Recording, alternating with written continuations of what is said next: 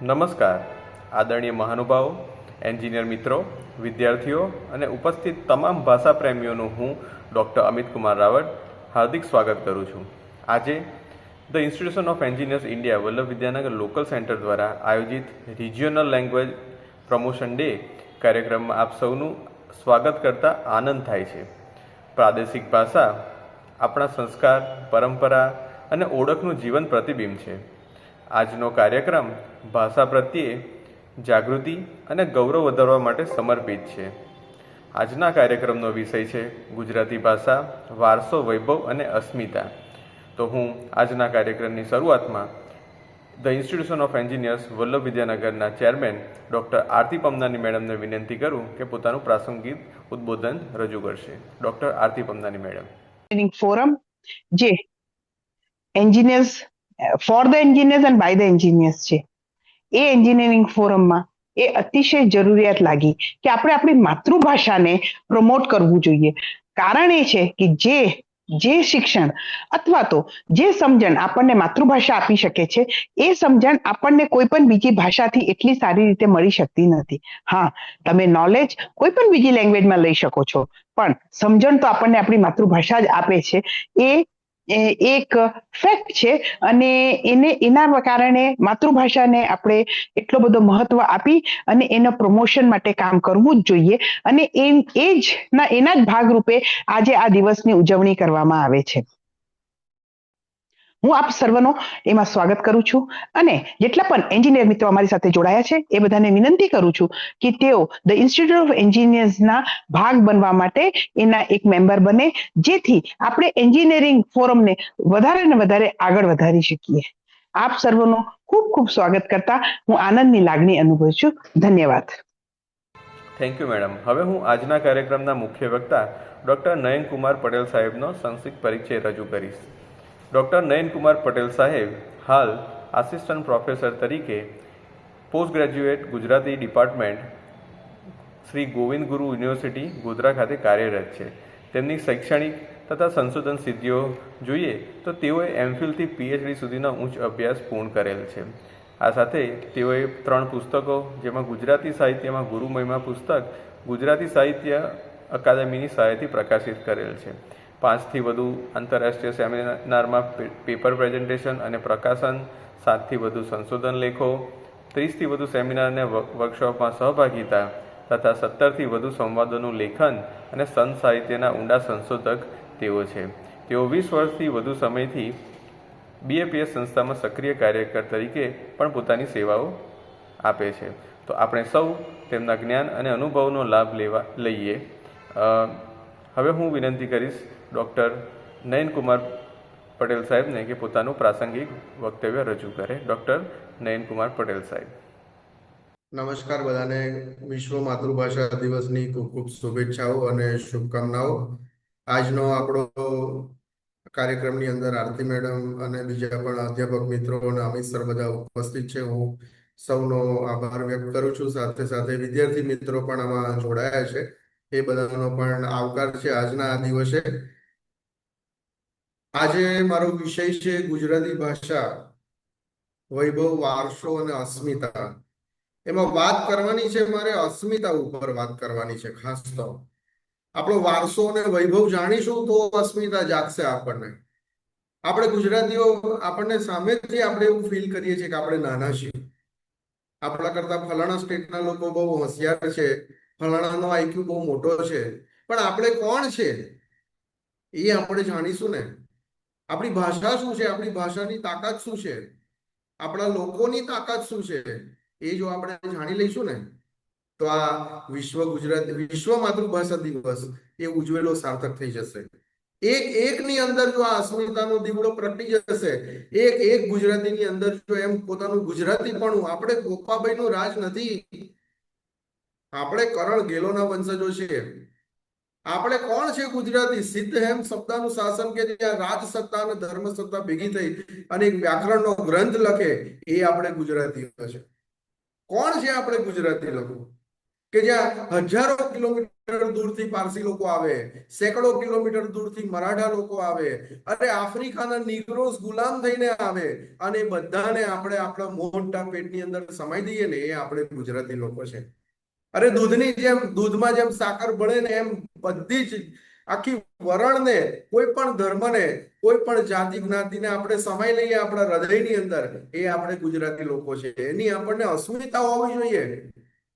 કે આજે આપણી જુનાગઢ જિલ્લાની અંદર 6 ગામડા એવા છે કે આફ્રિકન નીગ્રો લોકો રહે છે અને ગરબા ગાય છે. આપણને અસ્મિતા હોવી જોઈએ કે ઈરાક, ઈરાન, પર્શિયાથી આવેલા પારસીઓ આજે સવાયા ગુજરાતી બની ગયા છે અને આખા ભારતને અજવાળા ટાટા ગ્રુપ દ્વારા આપી રહ્યા છે. એ આપણે ગુજરાતી લોકો છે, એની અસ્મિતા આપણને હોવી જોઈએ. એ અસ્મિતા જાગશે તો આપણે ભાષા સાચવવા માટે ઉભા થઈશું, નહીં તો આપણે પણ ગુજલી જ બોલીશું. તું ચલ કે જા, મેં હડકે આતા હું. ઓ શીટ, આ મને શું થઈ ગયું? અરે શીટ શબ્દ શું કામ બોલો છો? ગુજરાતીમાં કેટલા બધા શબ્દો છે. સીટનો શબ્દ તો અંગ્રેજીમાં શું થાય છે જાણજો. કોક વાર જેમિનીને પૂછજો, તમને કહેશે કે સીટનો અર્થ શું થાય છે. મારે કહેવાય નહીં, અહીંયા મર્યાદા છે. પણ એ ગુજરાતીપણાની અસ્મિતા આપણને જાગશે ને, તો આપણને કેવું નહીં પડે કે ગુજરાતી ભાષા બોલો, ગુજરાતી ભાષા સાચવો. આજે જાપાનમાં જાઓ, જાપાનીઝ અંગ્રેજી નહીં બોલે. ચીનમાં જાઓ, ચીની ચાઇનીઝ સિવાય બીજી ભાષા નહીં બોલે. અરે તમે યુરોપના દેશોમાં જાઓ, જર્મનીમાં જાઓ, ફ્રાન્સમાં જાઓ, ફરજિયાત તમારે એ દેશમાં નોકરી કરવી હોય, કામ કરવું હોય, તો તમારે જર્મન અથવા ફ્રેન્ચ શીખવી જ પડશે. ઇંગ્લેન્ડમાં કામ કરવું હોય તો અંગ્રેજી શીખવી જ પડશે. શીખો. એ લોકોને કેટલું પોતાની ભાષાની અસ્મિતા છે, પોતાના પ્રદેશની અસ્મિતા છે. અરે તમે જુઓ, હિબ્રુ નષ્ટ પ્રાય 1500 વર્ષ સુધી હિબ્રુ બોલનારો એક માણસ નહીં, એને જાણનારો એક માણસ નહીં, એને વાંચનારો એક માણસ નહીં, એને સમજનારો એક માણસ નહીં. 1947માં ઇઝરાયલ દેશ આઝાદ થયો, આખી હિબ્રુ ભાષા બેઠી કરી દીધી. અને આપણે ગુજરાતીનો દાટ વાળવા બેઠા છીએ. આપણને ગુજરાતીમાં બોલતા શરમ આવે છે. આપણને ઇંગ્લિશ બોલવાથી આપણું ગૌરવ વધે છે. આપણા બાળકને ઇંગ્લિશ મીડિયમ ભણવામાં આપણને ગૌરવ અનુભવાય છે. આપણે જ આપણો વારસો ભૂલી જઈશું, આપણે જ આપણી અસ્મિતા ભૂલી જઈશું, તો કોણ યાદ રાખશે? પાકિસ્તાની માણસ યાદ રાખશે કે કોઈ ભૂતાનનો કે બાંગ્લાદેશનો કે શ્રીલંકાનો માણસ ગુજરાતીનો મહિમા કરશે? અરે બાંગ્લાદેશ પાસેથી આપણે શીખવું જોઈએ કે ભાષાના નામે દેશ અલગ થયો. વિશ્વનો એકમાત્ર દેશ એવો છે કે જેણે ભાષા માટે લડાઈ કરી, એ બાંગ્લાદેશ છે. એણે કીધું કે અમે ઉર્દુમાં નહીં બોલીએ. બધા જ આખો મુસલમાન દેશ હતો, પણ એમણે કહ્યું કે અમારો વ્યવહાર તો બંગાળી ભાષામાં જ થશે. અને એના માટે 1971નું યુદ્ધ થયું અને 72 અને આખું બાંગ્લાદેશ એના માટે, ભાષા માટે આઝાદ થયું. આવું ભાષાનું જનૂન આપણને ગુજરાતીઓને જાગતું નથી, કારણ કે આપણને ખબર નથી કે આપણો ગુજરાતીનો વૈભવ અને ગુજરાતીનો વારસો શું છે. એ જે દિવસે આપણે સમજી જઈશું કે આપણી ગુજરાતી ભાષાનો વારસો ને વૈભવ કેવો વિશ્વ સ્તરે ફેલાયેલો છે, એ દિવસે આપણને અસ્મિતાનો દીપ એમનેમ જાગી જશે. તમે જુઓ કે વૈશ્વિક ઓળખ આખા વિશ્વની અંદર એક પદ ગવાય છે, વૈષ્ણવજન તો તેને રે કહીએ જે ભીડ પરાઈ જાણે રે, પર દુઃખે ઉપકાર કરે તો એ મને અભિમાન ના આણે રે. આવું વૈશ્વિક કક્ષાનું કોણ લખે? નરસિંહ મહેતો, એક સામાન્ય જુનાગઢ ગામનો, એ સમયે નાનું ગામડું હતું જુનાગઢ, અને એ જુનાગઢનો એક નાનો ગરીબ બ્રાહ્મણ એમ લખે છે કે પર દુઃખે ઉપકાર કરે તો એ મને અભિમાન ના આણે રે. અરે તમે વિશ્વના કોઈ પણ ખૂણાની અંદર જાઓ, આફ્રિકામાં જાઓ, ઓસ્ટ્રેલિયામાં જાઓ, ન્યુઝીલેન્ડમાં જાઓ, કે પછી તમે ઉત્તર ધ્રુવમાં જાઓ, દક્ષિણ ધ્રુવની અંદર જાઓ, કે પછી બ્રાઝિલના કોઈ દેશ ગામડામાં જાઓ, બધી જ જગ્યાએ સમાનપણે લાગુ પડે છે. એ 500 વર્ષ પહેલા કોઈ પણ મોબાઈલ વગર, કોઈ પણ ઇન્ટરનેટ વગર, કોઈ પણ જેમિની વગર, કે કોઈ પણ એઆઈ ટૂલ વગર, કે કોઈ પણ એક સેમિનાર, કે કોઈ પણ એક સિમ્પોસિયમ કે એક વર્કશોપ ભર્યા વગર નરસિંહ મહેતાએ લખી દીધું કે પર દુઃખે ઉપકાર કરે તો એ મન અભિમાન ના આણે. એ ગુજરાતી લોકો આપણે છે કે જેને કોઈ પણ સાધનો વગર એ સમજી શકે છે. આખા વિશ્વને, વસુધૈવ કુટુંબકમની ભાવનાને આપણે ગુજરાતીમાં ઉતારી છે. ઉમાશંકર જોશી, જુઓ આપણો કેવો મોટો કવિ થઈ ગયો. એણે લખ્યું, વિશાળે જગ વિસ્તારે નથી માનવી એકલો, પશુ છે, પક્ષી છે, વનોની છે વનસ્પતિ. કે આખા વિશ્વની અંદર માણસ એકલો નથી. આ વિચારો આપણે આપ્યા છે એટલું નહીં, નહીં, આપણે જીવ્યા છીએ એ વિચારોને. તો એવા અદ્ભુત વિચારો વાળી આપણી આ ગુજરાતી ભાષા છે, મારી માતૃભાષા છે, એમ આપણને ગૌરવ થવું જોઈએ કે ઓહો, પરસ્ત્રી જેને માતરે પરધન ચાલે નવા હાથ રે, આવો જે માણસ હોય એ સાચો વૈષ્ણવ છે. અરે હિન્દુ હોય, મુસ્લિમ હોય, ક્રિશ્ચન હોય કે કોઈ પણ જ્ઞાતિ નાતિ, કાળો ધોળો અને વિશ્વના કોઈ પણ ખૂણે હોય, આ બધું જ એ વ્યક્તિના સનાતન મૂલ્યો છે અને સનાતન મૂલ્યો બધાને સરખાપણે લાગુ પડે છે. એવું આખા વિશ્વને અસર કરે એવું ગ્લોબલાઇઝ લિટરેચર એ આપણા ગુજરાતીઓએ લખ્યું છે. એ આપણા માટે ગૌરવની વાત છે, અસ્મિતાપૂર્ણ વાત છે.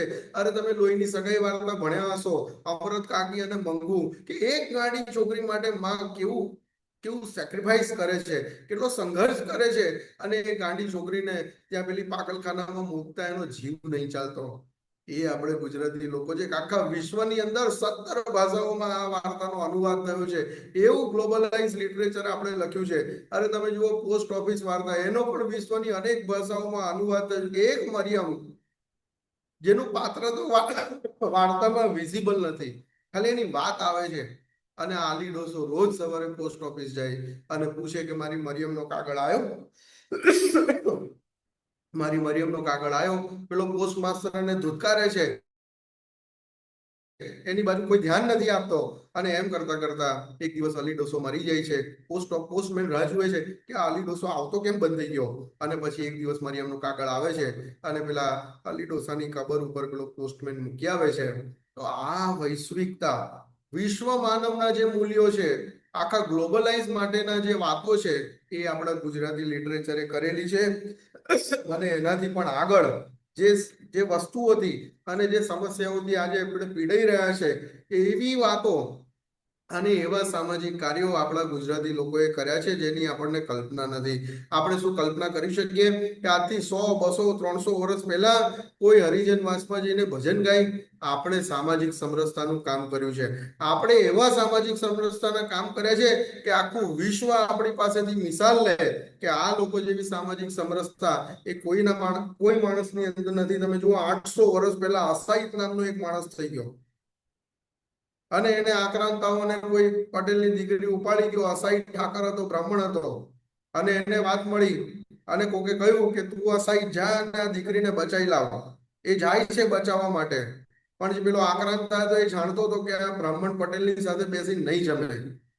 એને કહ્યું કે જો તું આ દીકરી તારી બેન હોય, તારી સગી હોય ને બચાવવા આવ્યો તેની પાસે બેસીને જમ.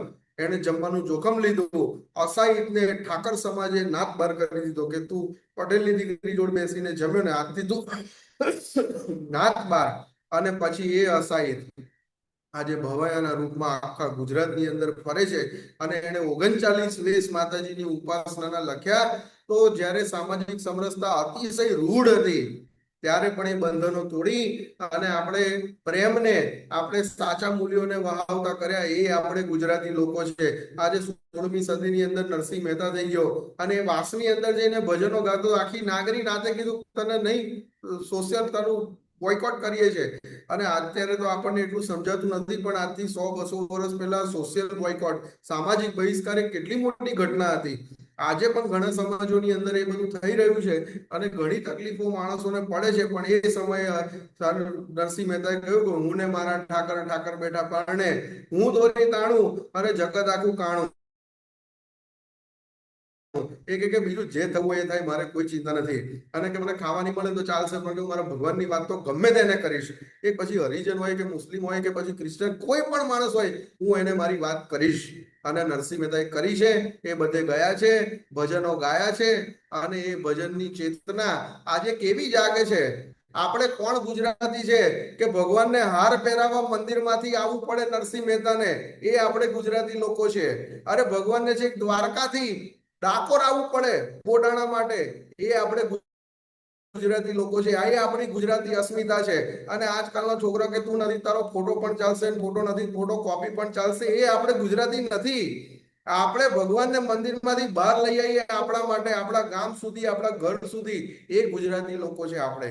એ અસ્મિતા જો આપણા રોમ રોમની અંદર જાગી જશે ને, તો ગુજરાતી ભાષા માતૃભાષા દિવસ જ, રોજ માતૃભાષા દિવસ આપણે ઉજવીશું. આપણે ગુજરાતીપણું થવું પડે.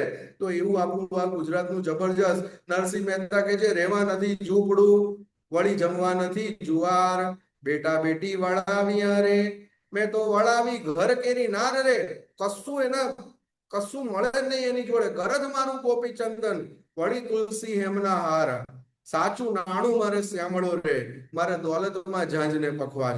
તો કહે છે કે હવે આપણે તો શું કરીએ છીએ કે ભાઈ પૈઠણમાં શું હાલવાના છો, મારી છોકરીને આઈફોન ના આપે છૂટું કરી દો, એવું થઈ જાય છે. એ આપણી ગુજરાતી અસ્મિતા ન હોય. આપણી ગુજરાતી અસ્મિતા એ છે કે સાચું નાણું મારે સાંભળો અને મારે દોલતમાં ઝાંઝ ને પખવાજ. કે મારી સાચી મિલકત તો શું છે, હું ભગવાન બજું છું, એ મારી સાચી મિલકત છે. અને એટલે આશ્રમ ભજનાવલીમાં ગાંધીજીએ બ્રહ્માનંદનું એક ભજન લીધું છે કે રે સગપણ હરિવરનું સાચું, બીજું સર્વે ક્ષણ ભંગુર કાચું. કે એક સાચું સગપણ છે, ભગવાન સાથેનું જે સગપણ છે ને, બીજા બધા સગપણ તમે બેબીને બોમ્બીટા પીવડાવશો, તમારી જોડે બ્રેકઅપ કરી દેશે. તમે એને ચાંદ તારા પર લઈ જશો, તમારી જોડે બ્રેકઅપ કરી દેશે. તમે આઈફોન 16 લઈ આવશો, 17 બીજો કોક લઈ આપશે, તમારી જોડે બ્રેકઅપ કરી દેશે. આ બધું ખોટું છે. સાચું રે સગપણ હરિવરનું સાચું, એ લખી જાણે ને, એ આપણે ગુજરાતી લોકો છે. એવી ગુજરાતી અસ્મિતા આપણી અંદર જાગવી જોઈએ. એટલે કે છે કે આપણે કયા ડીએનએ માંથી આવીએ છીએ. આપણા ગુજરાતી લોકોનું કેવું છે કે બોડાણાની માટે ભગવાનની મૂર્તિ અહીં આવી ડાકોરની અંદર, અને ત્યાંથી ગુગળી બ્રાહ્મણો આયા દ્વારિકાથી, અને એ ગુગળી બ્રાહ્મણો કીધું કે આ મૂર્તિ અમે પાછી લઈ જઈશું. તો બોડાણાએ ત્યાં ગોમતીમાં સંતાડી દીધી. પછી એ મૂર્તિ ગમે તેમ કરીને બાળ કાઢી, પછી તોડ પાડ્યો કે તું આ મૂર્તિની ભારોભાર સોનું આપ, તો અમે આ મૂર્તિ તને આપીએ રણછોડરાયની. અને એ વખતે એની પત્ની બોડાણાની એ નાકમાંથી નથ કાઢે છે, એક તુલસીનું પાંદડું મૂર્તિના બીજા પલ્લાની અંદર મૂકે છે અને નથ મૂકે છે. અને એનું ભજન રણછોડ ભક્તે લખ્યું છે, હે જી એવા ગુણ તો ગોવિંદ ના ગવાણા, હો નાથ તમે તુલસી ને પાંદડે તોલાણા. હે જી એવા ગુણ તો ગોવિંદ ના ગવાણા.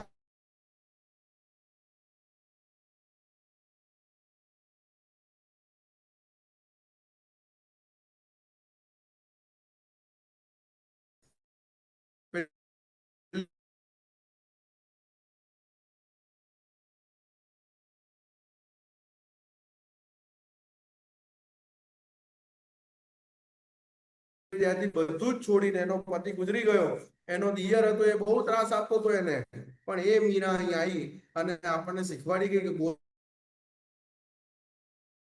વિના બીજું બોલમાં. અને આપણે અંધારામાં આ બધા છોકરાઓ યુવાનીઓ રાતે માથે ઓઢીને ફોનમાં બોલે, બોલને બોલને, અલા ભાઈ તું બોલ. એકનું એક સાંભળવા માટે 10 વખત તો આઈ લવ યુ કહી દીધું હોય એને, તો એ ફોન પર પૂછપૂછ કરે, બોલને બોલને. એટલે એ નથી બોલવાનું. મીરા આપણને કહી ગઈ, બોલમાં બોલમાં બોલમાં રાધા કૃષ્ણ વિના બીજું બોલમાં. એ બોલવાનું છે, એ આપણું ગુજરાતીપણું છે, એ આપણી સાચી ભાષા, અને એ આપણી ભાષાની અસ્મિતા છે. એ આપણી અંદર જયારે ઝાંકી જશે ને, ત્યારે આપણને કોઈ પણ દુઃખ નહીં રહે, આપણને અંદર આનંદ આનંદ રહ્યા કરશે. આ મીરાને એક વખત ત્યારે જે પ્રદેશની અંદર, મેવાડની અંદર જ્યાં રાણી હતી, અને ત્યાં એક ગામની અંદર 4 સાધુ આયા. એનું બહુ પ્રસિદ્ધ ભજન છે.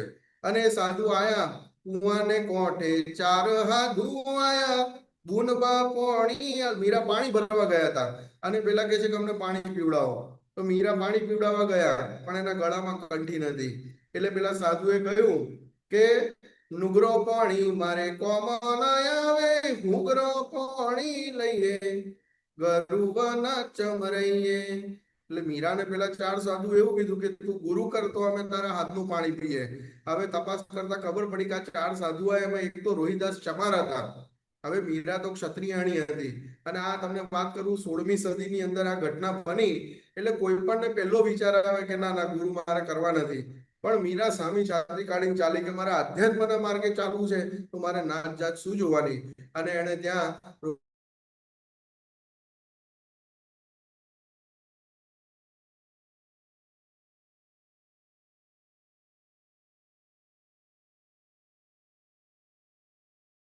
એટલું અંદર જાય એમ, તો એને એની સાડીના છેડા ફાડી નાખ્યા અને ચીરહો ધીન મીરે પાણી ન કાઢ્યો લ્યો લ્યો હા ધૂળિયા પાણી ગરુવન ચમરૈયે. એ રીતે એને પાણી કાઢ્યું, આ સાધુઓને પીવડાવ્યું, એની આશ્રિત બની અને પછી એ ઘરે ગઈ ત્યારે એનો દિયર એમ કે છે કે કંઠી તોડો તો મારા ઘરમાં પેહો ઝોપે ઝૂંપડા બાંધો. એનો દિયર કે છે કે તમે આ રોહિદાસ ચમારની કંઠી પહેરી છે એને તોડી નાખો તો જ મારા ઘરની અંદર આવવા દઉં, નહીં તો જવાબ આપે છે ને એ આપણે ગુજરાતી લોકો છે, એ આપણી અસ્મિતા છે. મીરા એના દિયરને કે છે કંઠી ના તોડ તારા ઘરમાં ના પેહું ઝોપે ઝૂંપડા બાંધું ગરુવન ચમરૈયે ચમરૈયે. મીરા કહે છે મેં એક વખત ગુરુ કર્યા છે, એ ગમે તે નાથના હોય, ભલે રોહિદાસ ચમાર રહ્યા, પણ હું આ કંઠી નહીં તોડું. અને તું કે તું ઘરમાં નહીં બેસવા દઉં તો હું તારા ઘરમાં નહીં બેસું, પણ આ કંઠી તો હું નહીં તોડું. અને એને એના થકી દીક્ષા લીધી રોહિદાસ ચમાર થકી અને આખી જિંદગી કૃષ્ણને ભજ્યા છે. એ ગુજરાતી ખમીર બનતા આપણે ગુજરાતીઓ છે, એ આપણી ગુજરાતી ભાષા છે, એ ગુજરાતી ભાષાનું આપણું ગૌરવ છે. એની અસ્મિતા આપણને જાગવી જોઈએ અને એ અસ્મિતા જે દિવસે જાગશે ને એ દિવસે આપણને ગુજરાતી હોવાપણાનો ગર્વ થશે. ગુજરાતી બોલતા આપણને આનંદ થશે, પણ આપણે આનંદ નથી લઈ શકતા, કારણ કે આપણે અત્યારે વૈશ્વિક ગ્લોબલાઇઝેશનના યુગની અંદર, વોટ્સઅપ યુનિવર્સિટીની અંદર, એઆઈ ના યુગની અંદર જીવીએ છીએ અને એટલું બધું અધર કલ્ચર્સનો આપણા ઉપર મારો છે કે આપણે આપણી અસ્મિતા ભૂલી ગયા છે. અને એટલા માટે જ કદાચ યુનેસ્કોએ આજનો દિવસ પસંદ કર્યો છે કે વર્ષે એક વખત દરેક ભાષાના વિદ્યાર્થીને, માણસને, અરે કોઈ પણ વ્યક્તિને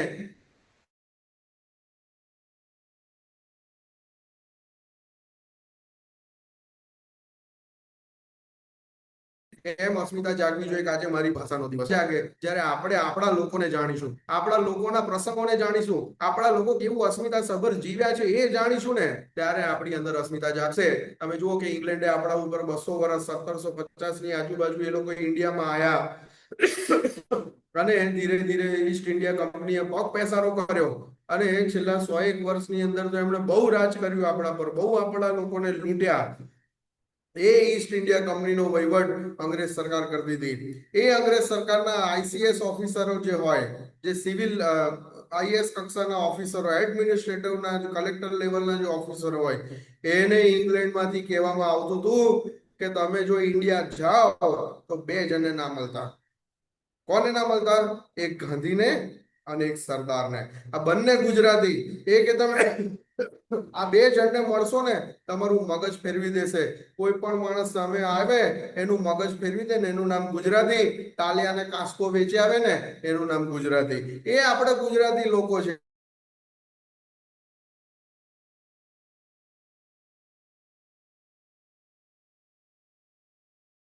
આપણે શું કરીએ, પેલા વિડીયો જો લંડન ની અંદર પાપડી લોટ બાફીને ખાય છે પાછળ ચૂલામાં. તો જ્યાં જઈએ ત્યાં આપણું ગુજરાતી પણ, જ્યાં જ્યાં વસે ગુજરાતી ત્યાં ત્યાં સદાકાળ ગુજરાત.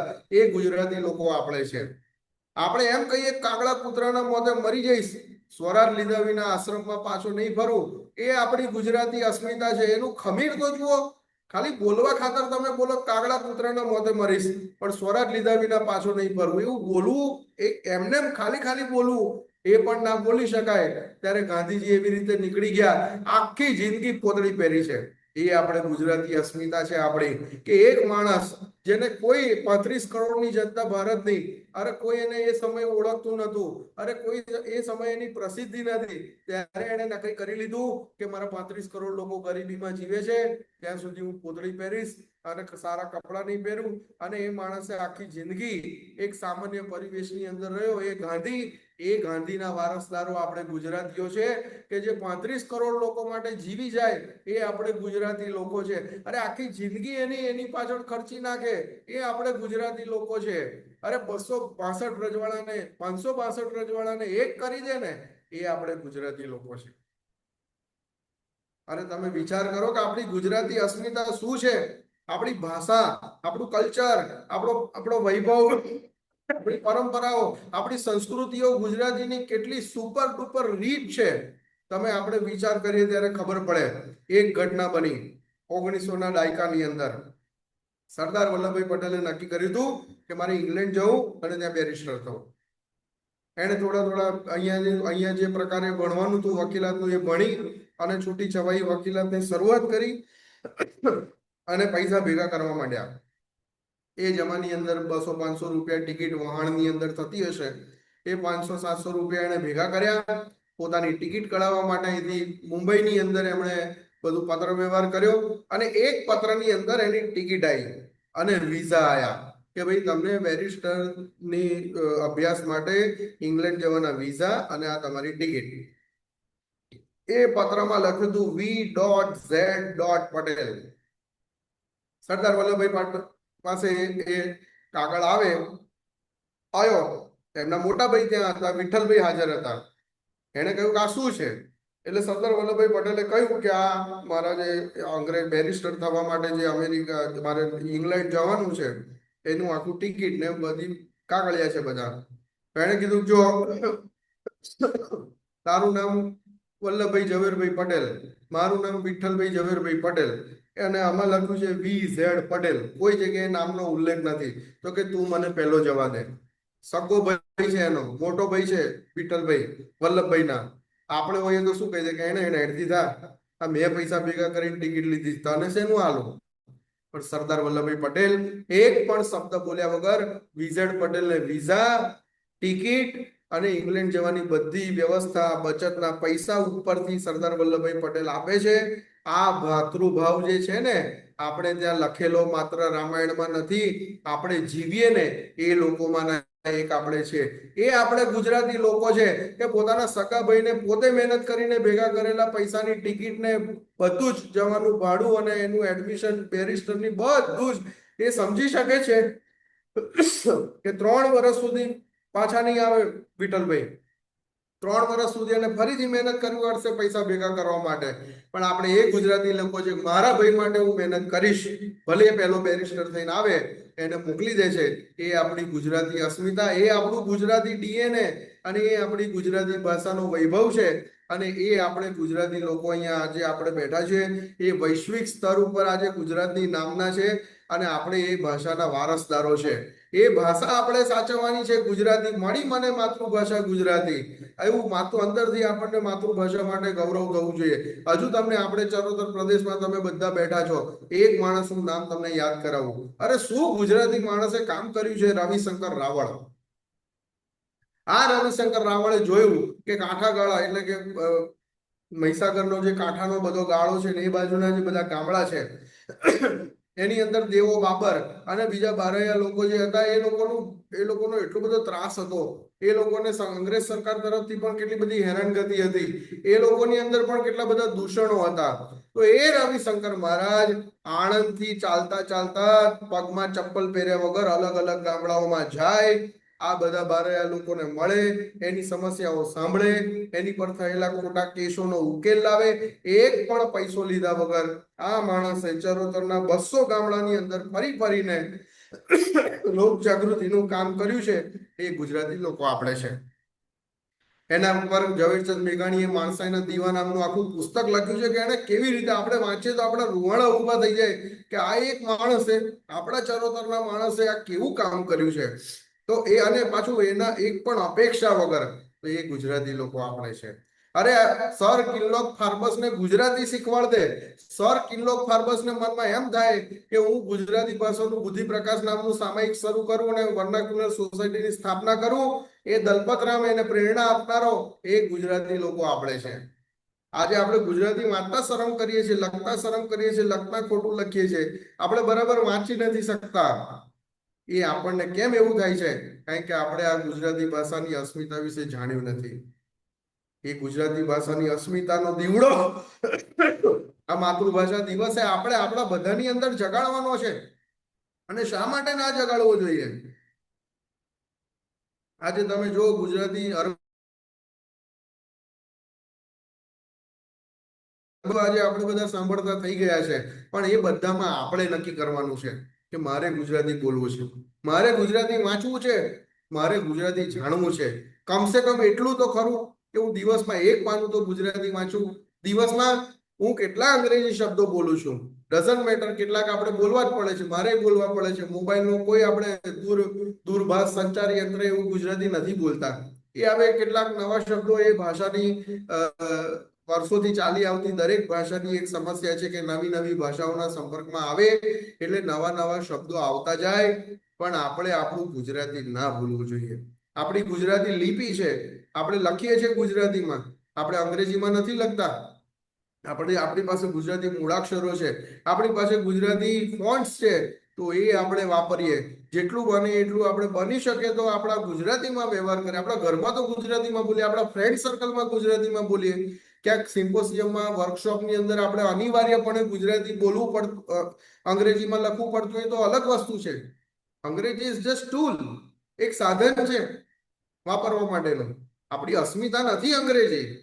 અંગ્રેજી તો આપણે કોઈક જગ્યાએ જતા હોય, રસ્તો ક્રોસ કરવો હોય અને આપણને બહુ ટ્રાફિક હોય તો આપણે એસ્કેલેટરનો ઉપયોગ કરીએ. ઉપરથી ઓવરવોક હોય, ક્યાંક એવી રીતનું પુલ બનાવ્યો હોય એનો ઉપયોગ કરીએ. તો પુલ ટૂલ છે, એ આપણી અસ્મિતા નથી.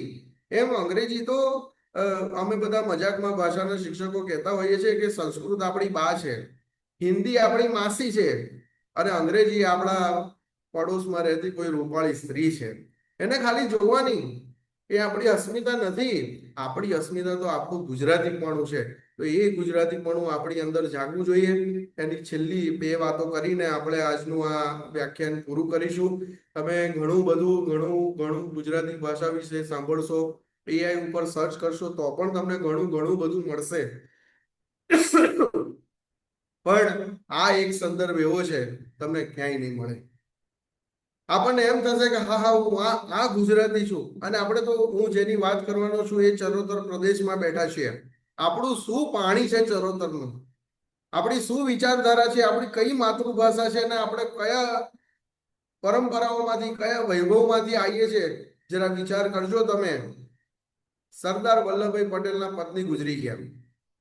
એની એક દીકરી હતી ડાહીબેન.